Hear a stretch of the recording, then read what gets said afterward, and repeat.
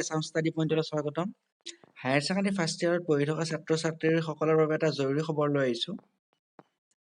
higher secondary first ইয়াৰত পঢ়ি থকা ছাত্ৰ-ছাত্ৰীসকলৰ ৰেজিষ্ট্ৰেচন খোলা দিছে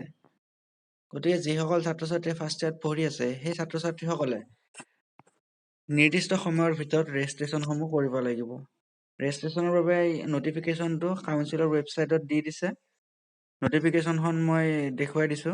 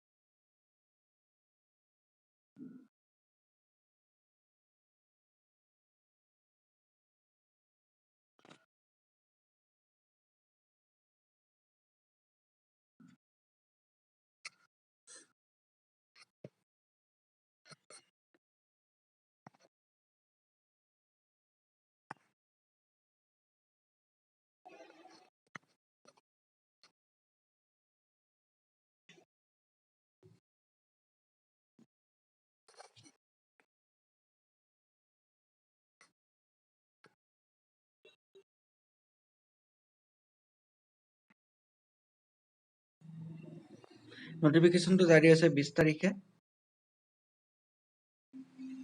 ৰেজিষ্ট্ৰেচন পৰ্টেলটো খোলা হ'ব 22 জানুৱাৰী 2022 চনত আৰু বন্ধ হ'ব 11 ফেব্ৰুৱাৰী 2022 চনত আবেলি 5 বজাত ইয়াৰ পৰা ফিজ নিৰ্ধাৰিত কৰিছে ৰেজিষ্ট্ৰেচন ফিজ থাকিব ₹200 ইয়াৰে ৰেজিষ্ট্ৰেচন থাকিব 150 প্লাস এনৰোলমেন্ট ফিজ থাকিব 50 টকা এলিজিবিলিটি ফিজ থাকিব 300 তাৰপিছত যদি কোনোবা ষ্টুডেন্টৰ 3 বছৰতকৈ বেছি গ্যাপ হৈছে মেট্ৰিক পাছ কৰা তেন্তে সেই ষ্টুডেন্টৰ কাৰণে এটা থাকিব গ্যাপ ফিজ আৰু গ্যাপ ফিজ থাকিব 200 rupees